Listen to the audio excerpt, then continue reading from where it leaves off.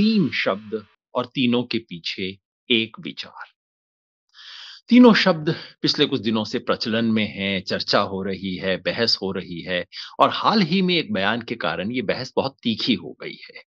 तीन शब्द हैं खालिस्तान, गज़वाए हिंद और हिंदू राष्ट्र। परसों राजस्थान के मुख्यमंत्री अशोक गहलोत ने एक सार्वजनिक बयान दिया। बयान में उन्होंने कहा कि ये खालिस्तान की बात करने की हिम्मत इसलिए हो रही है क्योंकि हिंदू राष्ट्र की बात हो रही है। आप उनके खुद के मुंह से सुनिए। ये अलवर में कांग्रेस के कार्यकर्ताओं को एड्रेस करते हुए अशोक गहलोत जी बोल रहे हैं।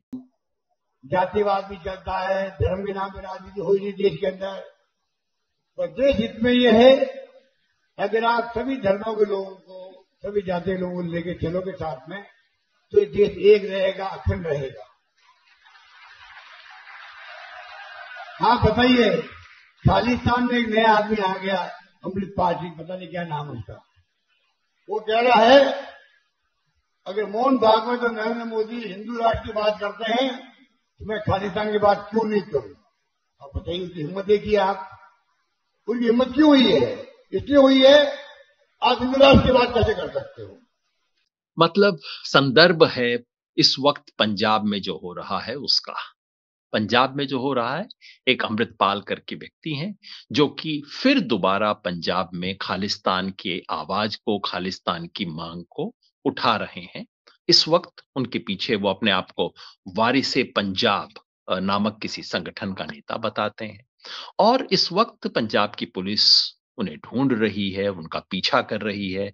पकड़ नहीं आ रहे, इसके बारे में तरह-तरह की मसालेदार खबरें चल रही हैं, क्यों पकड़ नहीं आ रहे, कैसे छूट गए, आम आदमी पार्टी की सरकार कैसी चल रही है, ये सब बातें चल रही हैं। इन सब पे चर्चा करना इस वक्त आज हमारा उद्देश्य नहीं है। उद्देश्य ये है, खालिस्तान की बात एक बार फिर उठाई जा रही है और जो व्यक्ति उठा रहा है, वो खुद कह रहा है कि देखिए, अगर इस देश में हिंदू राष्ट्र की बात हो सकती है, तो फिर मैं खालिस्तान की बात क्यों नहीं कर सकता?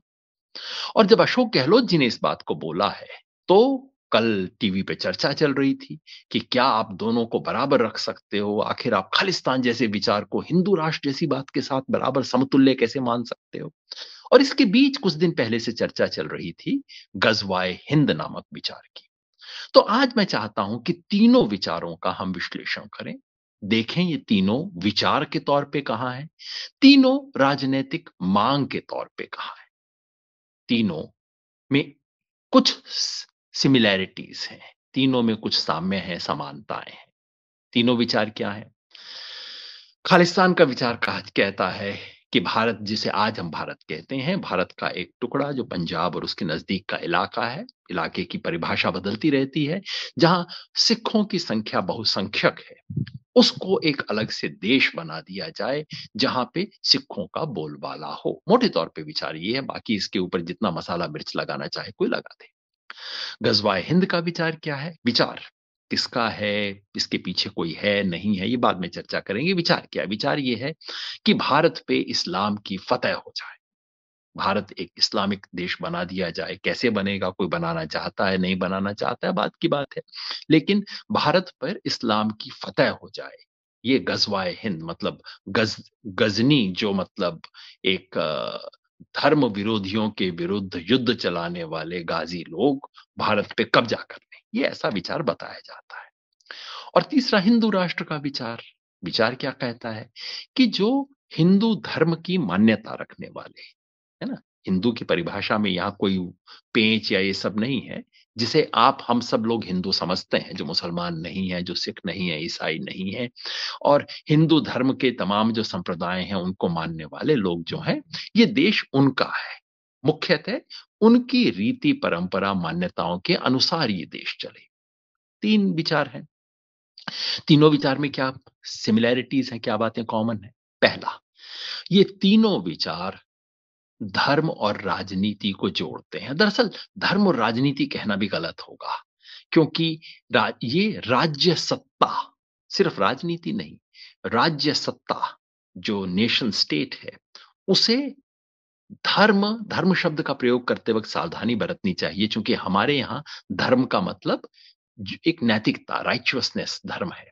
इसलिए उस धर्म नहीं, हमें इसे दरअसल सांप्रदायिक या पंथिक कहना चाहिए। तो धार्मिक संस्थाओं को धार्मिक संस्थाओं का जो एक धर्म का जो संस्थागत स्वरूप है, मंदिर है, मस्जिद है, गिरजा है, उनको और धर्म की जो सत्ता है, धर्म के संस्थागत स्वरूप की जो सत्ता है, उसे राज्य सत्ता से जोड़ती है, पहली बात।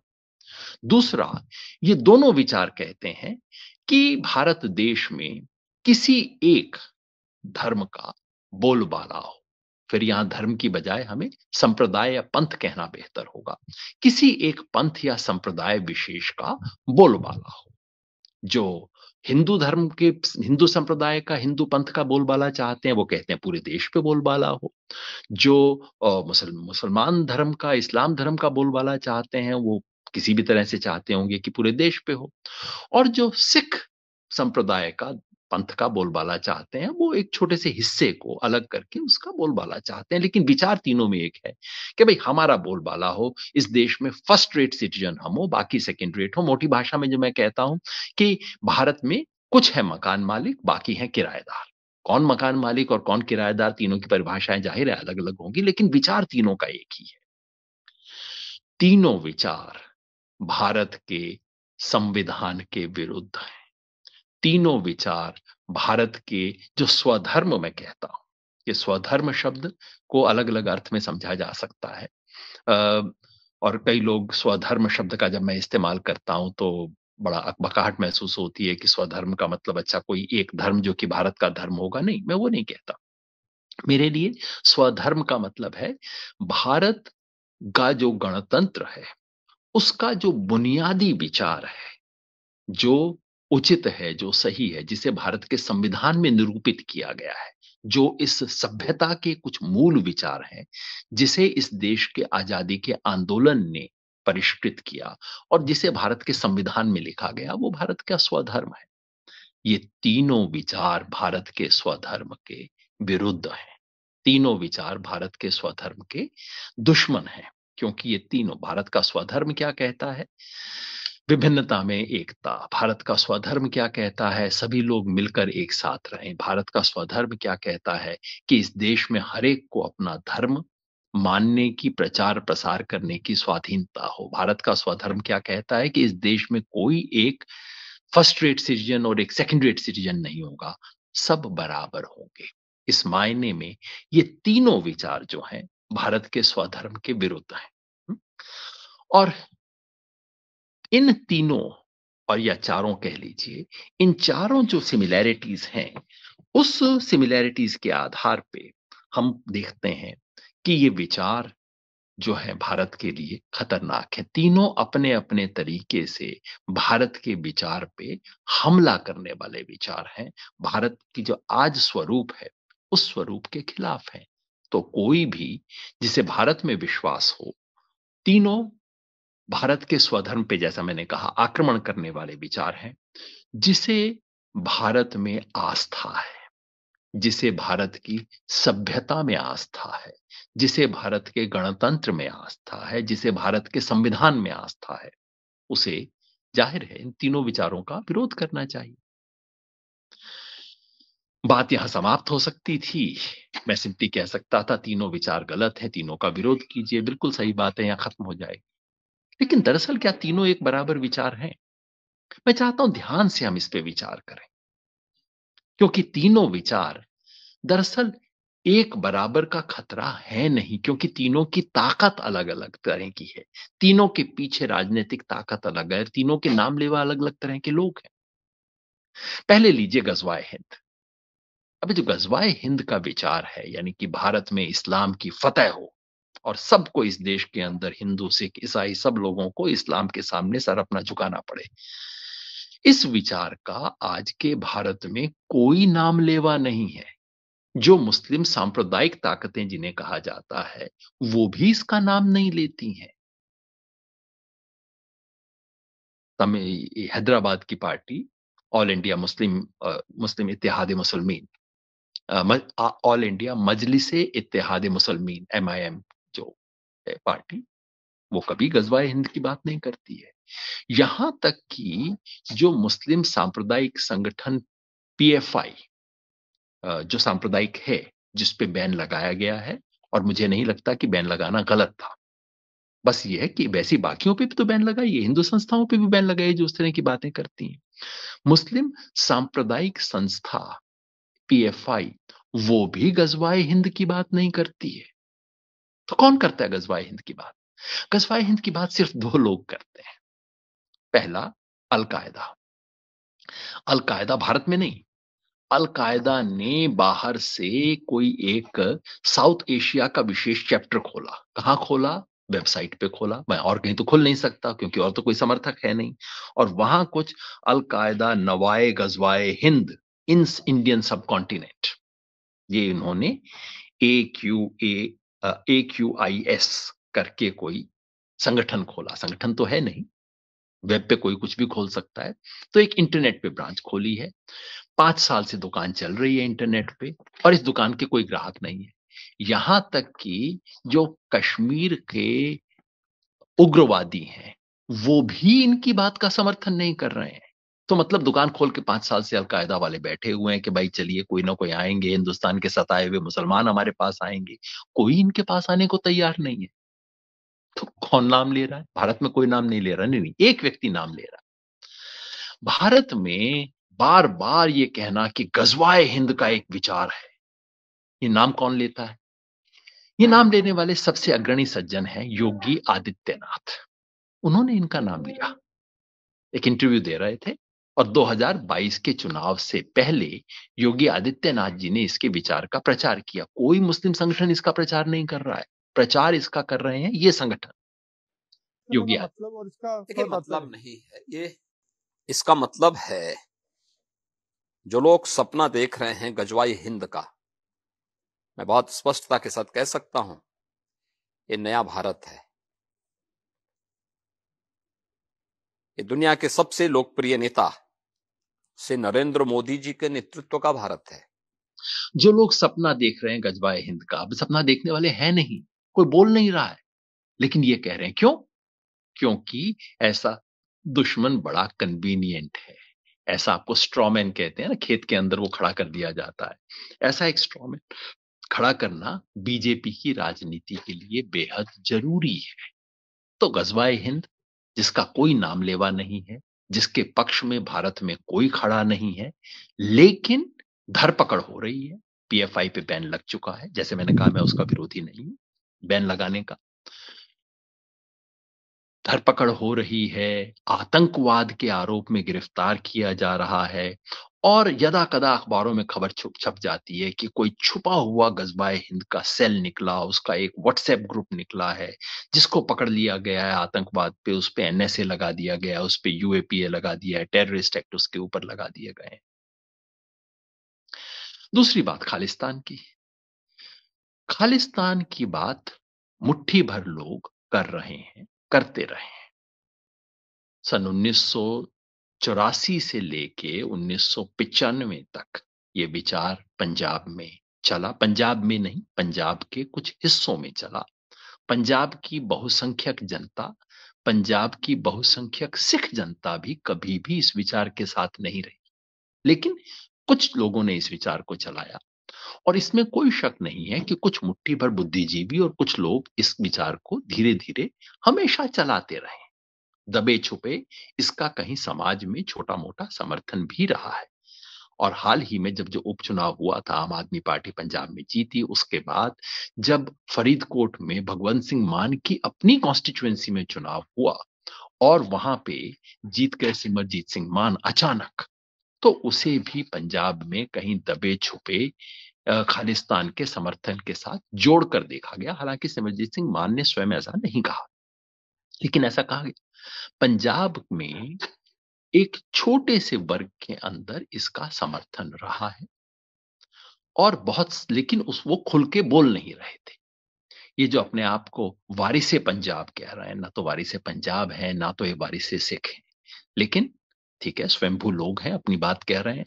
तो अमृतपाल सिंह ने ये जो बाहर से आके अब एक अपना खड़ा किया है, अपना दल खड़ा किया है, ऐसी हरकतें करनी शुरू की हैं जो बिल्कुल क्लियरली गैर कानूनी हरकतें हैं।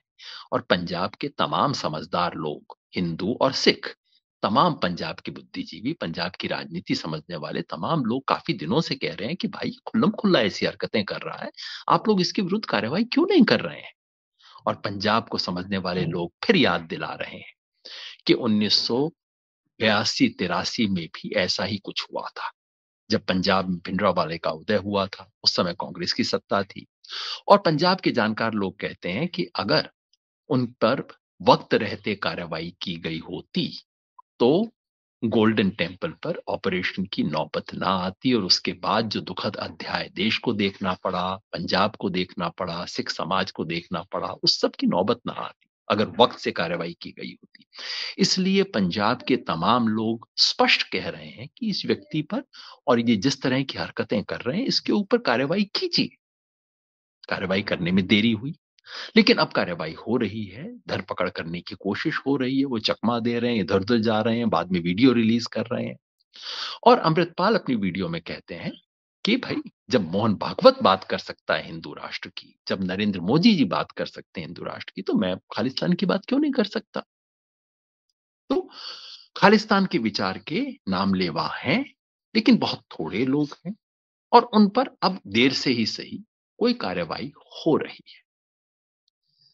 अब तीसरे विचार को लीजिए, हिंदू राष्ट्र इसके नामलेवा है, खूब है, हर जगह है, खुल्लम खुल्ला है, दिन दहाड़े हैं, मंच से बोल रहे हैं, ऊपर से नीचे तक बोल रहे हैं, संसद में बोल रहे हैं, संसद के बाहर बोल रहे हैं। ये तो हिंदू राष्ट्र की प्रतिज्ञा ले रहे हैं खड़े होके। ये अंबाला के एमएलए कोई है, अंबाला में कोई एमएलए शपथ लेते हैं, वचन देते हैं, संकल्प करते हैं हिंदुस्तान को हिंदू राष्ट्र बनाने के लिए, बनाए रखने के लिए, आगे बढ़ाने के लिए हम सब प्रतिबद्ध है। इसके लिए ये सिर्फ एक नमूना है, छोटा सा नमूना जो आसानी से इंटरनेट पे मिल जाता है। आपको ऐसे तमाम ये अपने आप को धार्मिक नेता कहने वाले, धार्मिक बाबा, संत कहलाने वाले ये लोग मिल जाएंगे, हिंदू राष्ट्र बनेगा।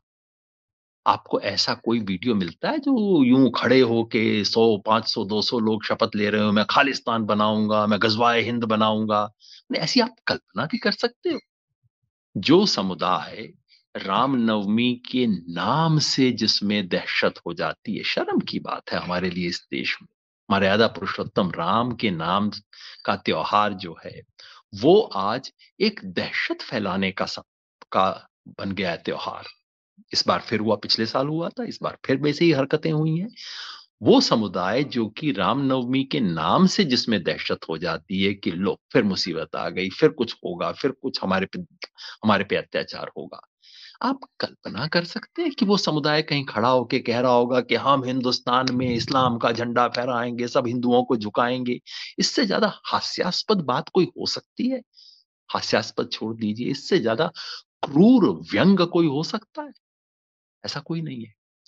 खालिस्तान की बात होती है, बंद कमरों के अंदर जरूर ऐसी कुछ कस्में भी लोग खाते होंगे, लेकिन किसी की हिम्मत है कि वीडियो चला के इस तरह से शपथ ले, हम भारत में खालिस्तान बनाएंगे, उसके लिए जान दे देंगे, भारत के संविधान को ऐसा बनाएंगे? ऐसा वीडियो आप देखते हो?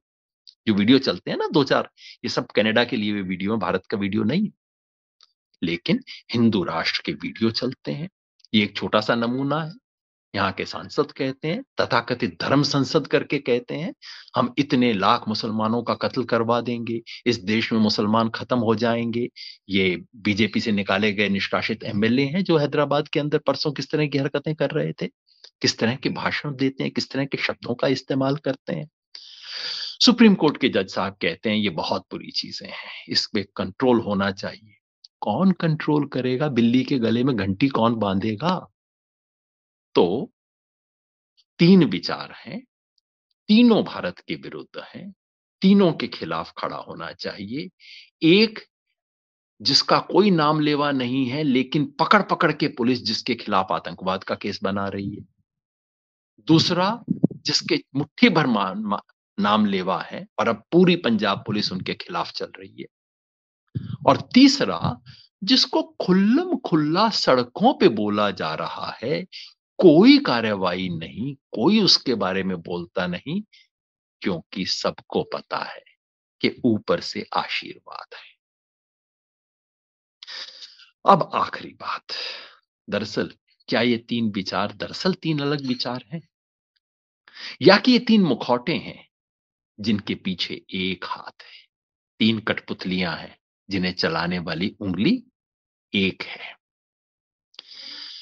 मैंने जिक्र किया पंजाब में, जब भिंडरावाले का पंजाब में उदय हुआ, संत भिंडरावाले बोलते हैं, मैं ऐसे किसी भी व्यक्ति के बारे में बहुत अच्छी मान्यता नहीं रखता जो कि भारत के मूल विचार, भारत के स्वधर्म के खिलाफ हो, चाहे वो हिंदू धर्म के नाम पे हो, सिख धर्म के नाम पे हो, इस्लाम के नाम पे, ईसाई धर्म के नाम पे हो, ऐसे किसी की बहुत मन से मैं इज्जत नहीं करता।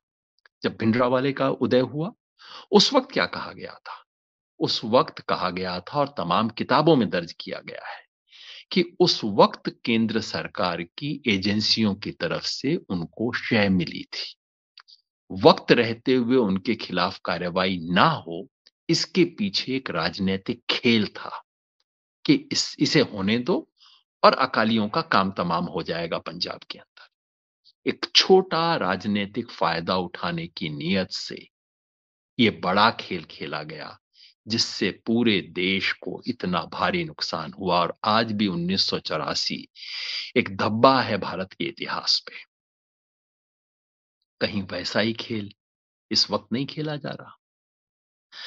गजवाए हिंद का तो मैंने साफ बताया, गजवाए हिंद के विचार को अब बढ़ाना, इसके बारे में चर्चा करना केवल आरएसएस बीजेपी के लोग कर रहे हैं। आप इंटरनेट पे सर्च करके देख लीजिए, केवल और केवल वो इसका नाम लेते हुए मिलेंगे और कोई लेने वाला नहीं है नाम का।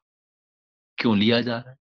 जिस विचार को हिंदुस्तान के ना मुसलमान चाहते, ना मुसलमानों के धार्मिक नेता चाहते, ना मुसलमानों के सांप्रदायिक नेता चाहते, उसका विचार क्यों लिया जा रहा है? इसलिए कि शायद इससे हमें एक खास तरह की हिंदुओं की सांप्रदायिक राजनीति करने में आसानी मिलेगी। आखिर किसी ना किसी तरह के विचार को हमेशा कोई ना कोई दुश्मन चाहिए होता है, वो दुश्मन खड़ा करना बहुत आसान हो जाता है। खालिस्तान की बात, कार्रवाई में इतनी देर क्यों हुई और इतनी ढील क्यों है? कहीं ये तो नहीं कि इसके पीछे भी कुछ एजेंसियों का खेल हो? मैं नहीं जानता, केवल प्रश्न उठा रहा हूं, क्योंकि ये प्रश्न आज मीडिया में उठ रहे हैं कि कहीं इसके पीछे कोई राजनीतिक खेल तो नहीं। आप सिर्फ इतना सोचिए कि पंजाब में इस तरह का खालिस्तानी चेहरा उठने से किस पार्टी को फायदा होगा? क्या इससे पंजाब में राज कर रही आम आदमी पार्टी को कोई फायदा होगा?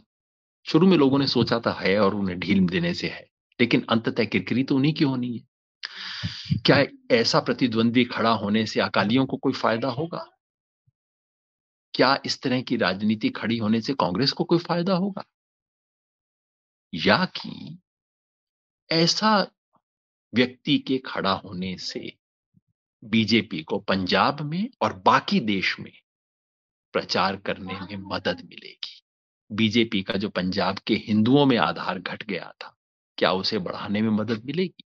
ये सवाल हैं जिन पे हमें सोचना चाहिए। हमारे निष्कर्ष जो भी, कहीं ऐसा तो नहीं कि 80 के दशक की तरह वहां भी कुछ एजेंसियों का खेल हो, और ये जो हिंदू राष्ट्र का विचार चलाया जा रहा है उसके पीछे कौन है? इसके लिए आपको कल्पना करने की जरूरत नहीं है, क्योंकि वो खुल के सामने है, मंच पे है। आपको बस यही सोचने की जरूरत है कि उनके खिलाफ कार्रवाई ना हो, इसके पीछे कौन है? वो जो देश की सत्ता चला रहे हैं, वो जो कि यूएपीए और एनएसए लगाने का अधिकार रखते हैं, वो जो तय करते हैं कि कौन जेल में जाए, कौन नहीं जाए, वो जो कि सुनते हैं न्यायपालिका पे भी दबाव रखते हैं। तो कुल मिला के ये कि ये तीन अलग अलग विचार, तीनों भारत के स्वधर्म पे हमला करने वाले विचार, तीनों विचार जो धार्मिक ग्रंथों में अपना जस्टिफिकेशन ढूंढते हैं, लेकिन दरअसल धार्मिक ग्रंथों में जिनका कोई जस्टिफिकेशन नहीं है, तीनों विचार जो भारत के संविधान के विरुद्ध है, तीनों विचार कहीं एक ही राजनीति को प्रमोट करने के लिए तो नहीं चलाए जा रहे। इन तीनों का विरोध करने के लिए हम सबको खड़े होना होगा और इन तीनों का विरोध करने का एक ही तरीका है कि हम सब कहें कि जब राज सत्ता की बारी आती है तो केवल एक ही पवित्र ग्रंथ है और उस ग्रंथ का नाम है भारत का संविधान। बहुत बहुत शुक्रिया।